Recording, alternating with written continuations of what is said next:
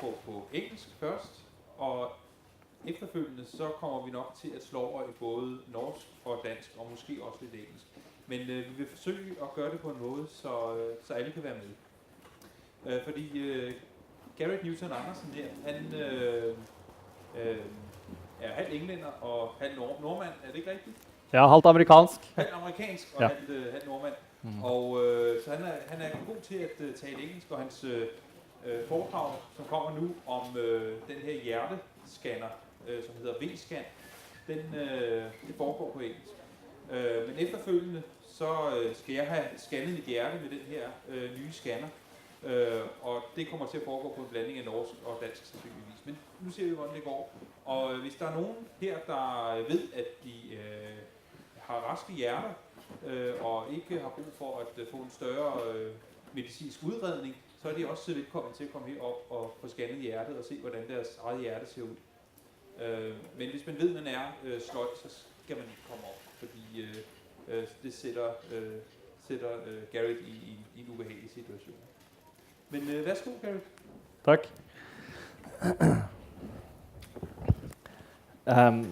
So, thank you for the invitation. As Niels said, my name is Garrett Andersen. I'm a PhD candidate at the Norwegian University for Science and Technology. And I'm also a doctor specializing in clinical cardiology at the Levanger Hospital in Norway, outside of Trondheim. Now, it's my pleasure to be able to talk to you about pocket-sized ultrasound, which I have in my pocket. This small apparatus, which you can see is literally a few times larger than a standard smartphone, has the potential to save time, cost, and lives. Now, despite the expensive high-tech diagnostic machines and therapeutic agents, which we literally hear about weekly, such as new cancer drugs and bigger and better MRI machines, the fact remains that major diagnostic errors continue to be found in up to 30% of patients at autopsy. So an early and correct diagnosis is a crucial step in the treatment of patients. A delayed or wrong diagnosis may delay the treatment, complicate inpatient workflow, and in a worst-case scenario, have a lethal outcome. Thus, there's an obvious need for efficiently increasing the clinical diagnostic accuracy, and ultrasound performed at the bedside with a pocket-sized device has the potential to do so. It allows doctors to literally see inside a patient's body, visualizing the invisible at the patient's bedside. It is cheap and cost-effective, and our studies involving experts and non-experts have shown it to be quick, accurate, and results in a significant diagnostic impact in 30 to 50% of patients examined. So at this point, I thought maybe I'd briefly talk about our studies. So we performed 3 separate studies assessing the clinical or real-life use of pocket-sized ultrasound. In the first study, we had experts, that means cardiologists, who are experts in using ultrasound, use the pocket-sized ultrasound in addition to standard care on their ward rounds, looking at newly admitted patients to the medical department. So this means in addition to the doctor who or the cardiologist normally examining a patient with a stethoscope and touching them and feeling their abdomen or stomach and talking to the patient, they also used this ultrasound machine for a focused ultrasound examination. What we found in that study is that this ultrasound provides clear and accurate images. It's reliable compared to a larger machine, and we found that it had a significant diagnostic impact in 50% of the patients seen. And this was about 200 patients examined. So based on this first study, we did a second study using medical residents. And medical residents are doctors who are specializing to become specialists in internal medicine. And what we did then is we randomized half the residents at the hospital to use this ultrasound when they saw newly admitted patients to the hospital. And the medical residents received 1 evening of training and then were told to practice for a couple of months before the study started. Now, in this study, we found similar results to the cardiologists, but it was not as impressive, but it was still accurate and reliable and had a diagnostic impact in about 30% of patients. So, and then in the end, we decided also to look at the use of pocket-sized ultrasound in medical students. So we had 30 volunteers from the 5th-year medical students at the Norwegian University of Science and Technology. They were given 3 evenings of education and told to practice before they went out on their clinical placement. And they were each given a V-scan to use on their clinical placement. And we wanted to see if they were able to acquire acceptable images for us to interpret, and to see if the students were able to set the correct diagnosis on these images. And the students were able to acquire the correct or acceptable image in about 80% of the cases, and the diagnosis was correct in 80 to 90% of the cases.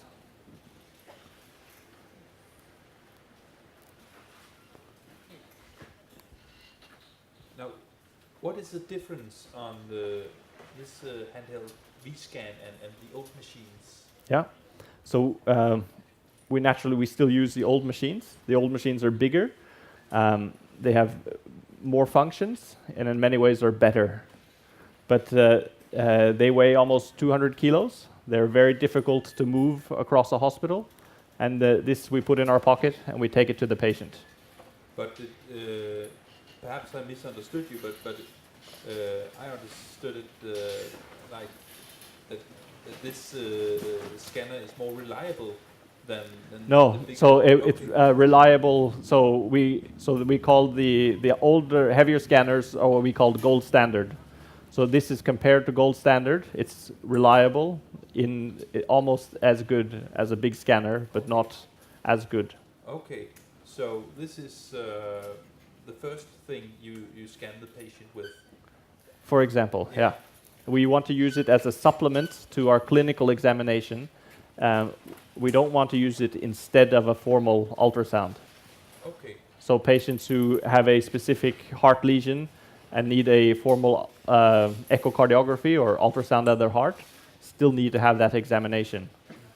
But this is used in clinical scenarios where someone maybe is acutely unwell, or if we know the diagnosis and we want to check how things are going easily at the patient's bedside or in the clinic room. Yeah. Can you tell us about something about how it works? Ultrasound or? Yes, ultrasound. So the ultrasound is basically what it sounds like. We send out ultrasonic waves, which is high frequency, higher than we can hear, and based on the reflections we receive back, which is interpreted by the probe, the software in this machine creates an image for us. Okay.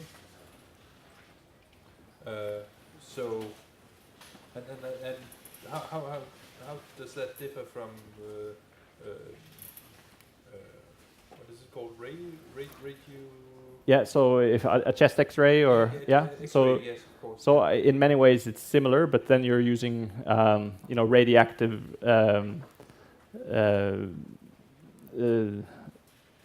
imaging, and you can see different things differently. Okay. So one of the main advantages with an ultrasound is that there's no danger to the patient. So if you're doing lots of CT scans on patients, you will accumulate a certain dosage of radiation that can be toxic over the long run. Yeah. Okay, and so this is completely harmless. This is completely harmless. Okay. It's good to know. Yeah. But how about the images? Are they better than the X-rays? Well, you use it to look at different things. Okay. So a chest X-ray is good to looking at something that's static, or like a lot of the organs in the body. But an ultrasound is very good at looking at moving parts, because we see the images in what we call real time. Okay. So it's happening as we are looking at them. So you can see the heart pump. So apart from the heart, what could you use the V-scan for? Yeah. So we also look at it to examine the lungs for fluid inside and outside the lungs. And we can use it to look at the liver, to look for large abnormalities, and we can look at the kidneys to see if there's other sorts of disease processes there. And looking also at the large vessels, the aorta, for example, in the abdomen, we can see if it's too big, that it's something we might need to do something about, or such things. And you told me that doctors in Denmark already uses this. Yeah. Could you tell me something about your knowledge? Yeah, I think they're in Copenhagen, Yeah. but there's a Danish group that does a lot of research on the V-scan as well, and they've used them mostly in emergency departments, but also on patients who had cardiac or heart surgery, and looking at using it as a post-operative tool to look for complications which often happen after heart surgery, such as fluid on the lungs and stuff. And this is a much better tool actually to find fluid on your lungs than a chest X-ray. Okay. So. But why don't they? I mean, people are patients at the hospital. Why don't they use the doctors? Why don't they use the large machines for the follow-ups? Well, we often do use large machines for follow-ups, but sometimes it's easier just to use a small machine. And there's this costs about 50,000 Norwegian kroners, Okay. and a large machine costs more than 1 million Norwegian kroners. Okay. Yeah. So a hospital will only have a few large machines, but they will afford to have many small machines. So potentially more people will get scanned and more people will be saved because of this. That's what we think. Okay. Yeah. Okay, that's great. Now I gained courage to to get scanned. Sure. If you want. You're ready? I'm ready. Okay. Yeah. So we have this dansk massagebænk. Yeah. Yeah. Og hvis nogen af jer nu også får lyst til at blive scannet lidt, if anybody of you wants to be scanned as well, just raise your hand afterwards.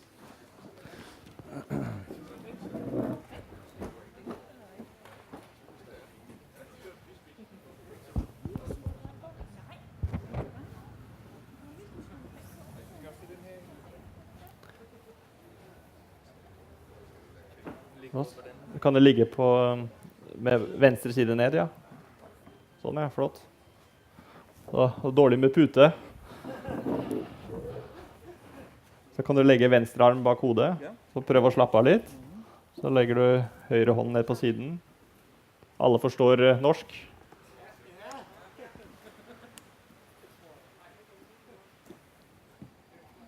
Skal vi se.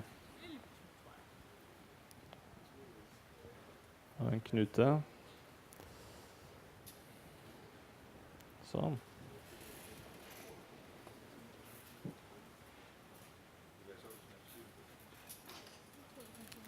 Da er det litt for mye lys i salen. Vi liker å si at vi som driver med ultralyd er mørkets menn. Da får vi sett litt bedre bilder. Men kanskje har vi en assistent her som vil komme og holde apparatet for oss. Og komme opp på scenen her, og så gå på andre siden. Så kan du holde sånn at de andre kan se litt, og så Niels kan se hjertet sitt da. Da ser vi hjertet til Niels da, som pumper, og et sterkt og godt hjerte.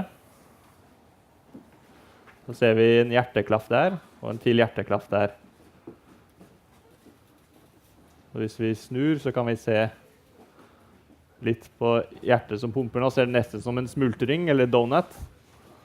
Se at den trekker seg sammen symmetrisk. Det er viktig. Så skal vi sette på litt farge her. Nå ser vi på, dette er det vi kaller color doppler, eller fargedoppler. Og da, disse fargene representerer blodstrøm. Så hvordan blodet strømmer fra venstre forkammer inn til venstre hovedkammer, og så ut i hovedpulsåren. Og nå, vi kan jo se fort at hjertet til Niels er et friskt hjerte, og fungerer bra. Så kan vi også gjøre målinger på hjertet til Niels, hvis vi vil det. Så kan vi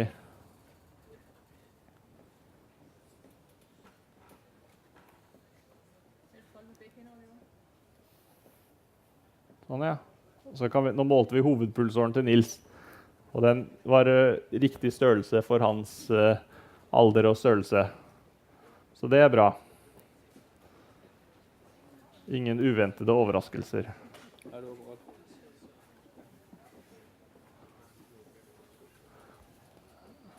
Så kan vi se litt på siden her. Kan vi se på en annen vinkel. Sånn, ja.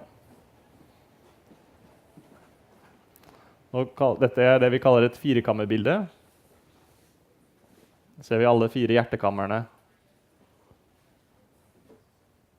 Høyre, venstre, hovedkammeret og forkammeret. Så kan vi se på hjertet fra forskjellige vinkler.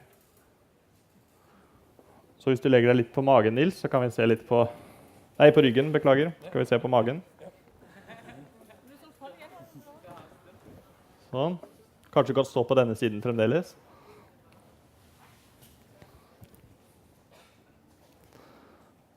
Skal vi se om Niels har drukket mye øl i går eller ikke. Nå ser vi på leveren. Var det noen øl i går? Nei. Nei? Nei. Før kanskje? Nei, det ser fint ut. Her ser vi en blodåre som går gjennom leveren. Den går ut til hjertet. Den ser normalt ut. Så kan vi jo se på hovedpulsåren til Niels her, som pulserer nedover der. Riktig størrelse. Ser slank og fin ut.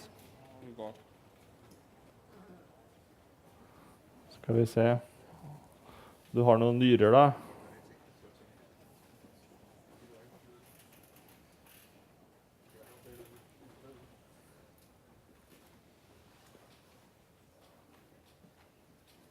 Nei. Nei, det har jeg ikke. Vi fant det ikke så godt i dag, men det kjennes ut som du må tisse, Niels. Ja. Må du på do? Det er lang tid siden jeg tisser. Ja, så det er en del urin i blæren din. Ja, ok. Det er det svarte der. Så det jeg skal se, jeg kommer i stedet. Ja. Så ultralyd er veldig, veldig god på å finne væske. Ja. Så der var det litt væske som forventet. Ja. Og det tror jeg er det hele. Det var fint. Ja. Det var godt. Kan du få litt papir? Og spare litt, for det var så vanskelig å finne papir i Danmark. Ja, precis. Ikke. Er det andre, der har lyst til å prøve det her? Ja. Ja. Assistenten vår, det her passer bra.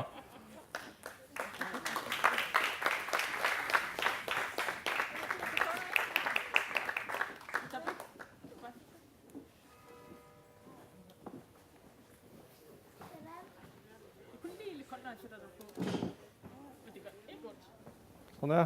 Kan du legge deg ned sånn som Niels på venstre side? Sånn, ja. Skal vi bruke Niels som assistent nå, eller er det moren din som sitter der?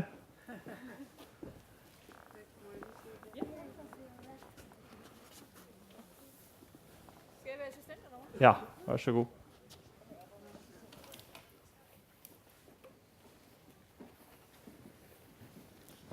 Kan jo holde her, så... Hva heter du da? Hva heter du? Oliver. Oliver? Ja. Skal vi se litt på hjertet ditt da, Oliver?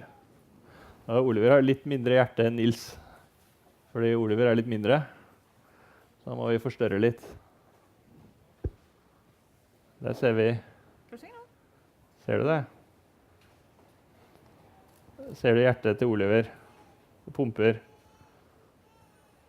Den trekker seg sammen, så pumper blod rundt i kroppen. Ja. Så len deg litt over på siden. Sånn. Ja, du er levende. Mm. Se hvordan det pumper. Så det er hjertemuskelen din, så har du hjerteklaffene der. Akkurat sånn som du så hos Niels. Husker du det? Det er de lyse, der er hjerteklapperne, eller Ja, hva? det lyset som beveger deg der, ja. Ok. Se, den der var åpen. Så åpner og lukker den. Kommer der blod inn, så der blod. Så løber du igjen. Så kan vi vri litt her, så ser vi, får sett den smultringen. En donut. Så det trekker seg fint sammen. Skal du legge deg litt på ryggen? Skal vi se litt på magen din også? Skal vi se på den i maven. Og du har drukket noen øl.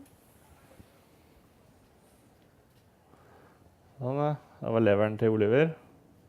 Ser du det store blodåren som går gjennom leveren din og inn til hjertet? Det er en stor blodår.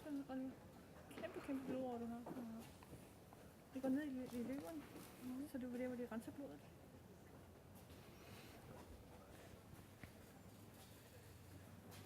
Nå ser vi på hjertet fra magen, egentlig. Hjertet ligger jo ikke så langt unna.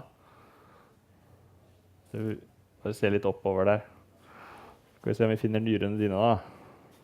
Der var nyren din. Oppi der. Det er den der produserer tiss. Hvor mange nyrer har du, Oliver? Vet du det? Hvor mange nyrer du har? Tror du har 1?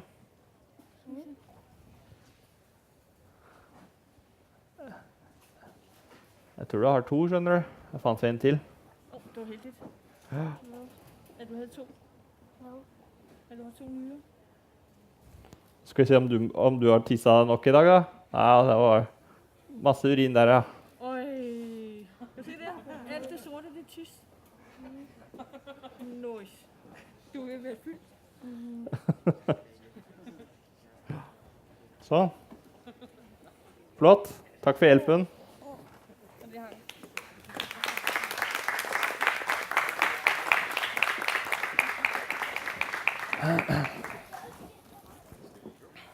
Jeg ved, der er nogen, der har nogle spørgsmål til Garrett om det at scanne, om maskinen og om hans forsøg. Ja.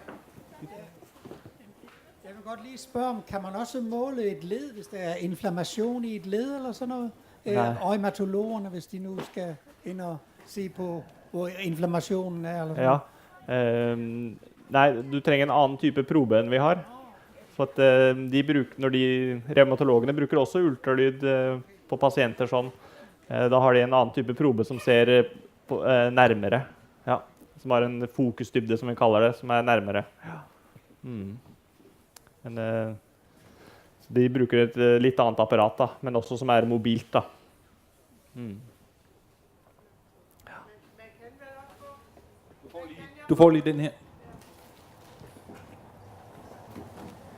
Man kan jo også få ultralydapparatur, hvor man kan skifte proberne. En gang til. Man kunne jo have et apparat, hvor man kan skifte proberne. Ja, det er vel folk som prøver å finne ut hvordan de skal gjøre sånne ting, ja. Mm. Det finnes apparater hvor du kan bytte litt rundt. Men de er ikke så små.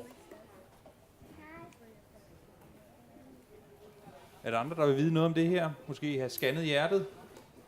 Jeg vil godt lige spørge de almenpraktiserende læger, kan de bruge sådan en også, eller kræver det en specialistkendskab til for eksempel hjertet? Det er jo et veldig relevant spørsmål som det er mye diskusjon om. Gruppen vår har jo sett litt på det og gjort en studie med allmennpraktikere. Og til en viss grad så klarer de jo å lære seg selvfølgelig sånne ting. Men litt av det med allmennpraksis er at mange av pasientene er ganske friske i forhold til de som er innlagt på et sykehus. Men det er definitivt et bruksområde i allmennpraksis også, men det er det å kunne utdanne dem til å bli flinke nok til å bruke det i allmennpraksis. Og det er jo derfor vi har sett på dette med studenter. Hvis vi begynner å lære folk dette i medisinstudiet, så kommer de ut og er mye flinkere til det når de går ut i allmennpraksis, da, uten å kanskje ha vært på sykehuset noe spesielt lenge.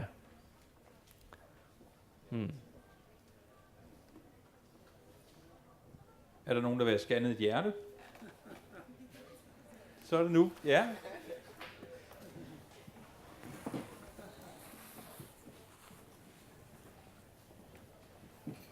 Hvad hedder du? Jeg hedder Juan. Du kan bruke den. Det er en veldig fin pute, den genseren din. Jeg kan ikke tale dansk. Oh yeah, yeah, English? I said that's a very good pillow, if you'd like. Oh, right. Yeah. It is. Yeah, it's better than this. And if you just take off your t-shirt, please.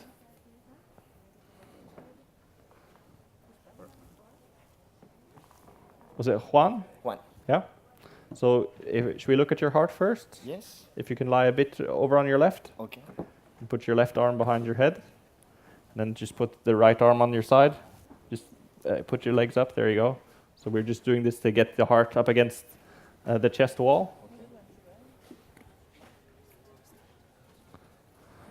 And is Oliver still my assistant, or?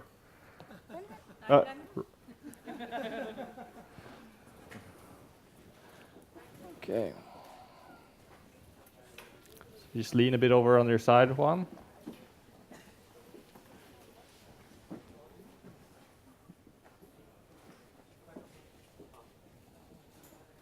So here we see Juan's heart.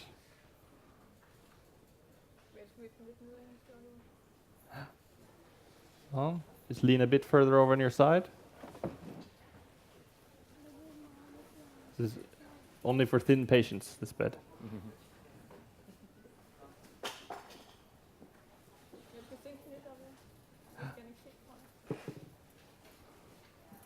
There we have your heart pumping. We can try looking at a different view. You don't always get the best views on everyone. That's a bit better.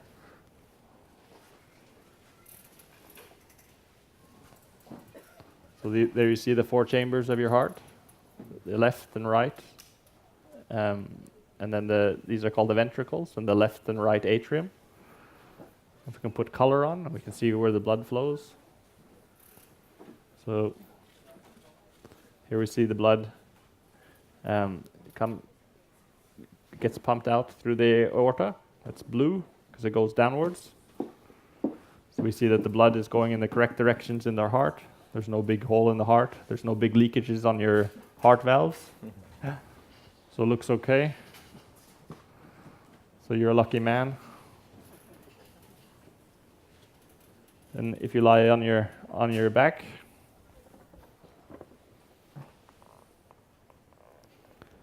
we'll see if you had any beers yesterday. Yeah. So. Yeah, and it's not so long since you had some food, I guess? No.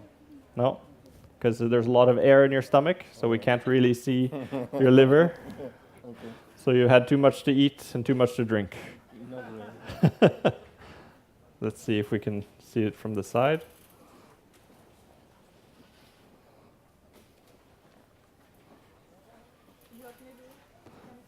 There we go. There's your liver. And then that's your kidney up there. So. Looks good. Just hold it up a bit, Oliver. So now.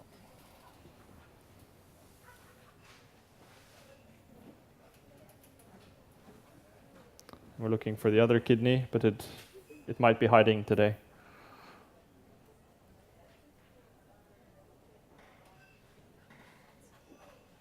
But we see lots of air, and the ultrasound is not too good at looking at air. There you go. There's the other kidney. And we can see how much there's in your bladder. There we go. That's some more urine. No one's been to the toilet. It's very hard to find a toilet here. All right, good. Looks okay.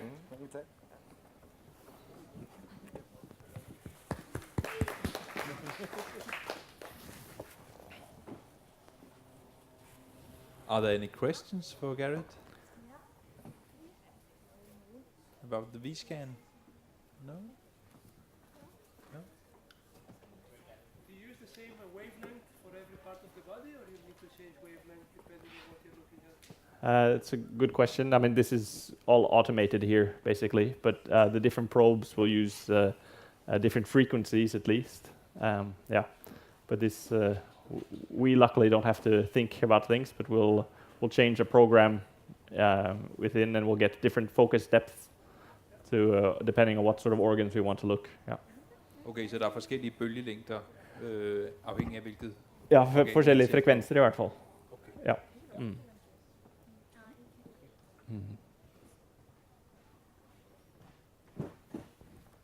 Hvis der ikke er flere spørgsmål, og der ikke er flere, der har lyst til at blive scannet, det ved jeg ikke, om det er. Jo. Så vil jeg sige tak til Garrett. Tak for mig. Ja.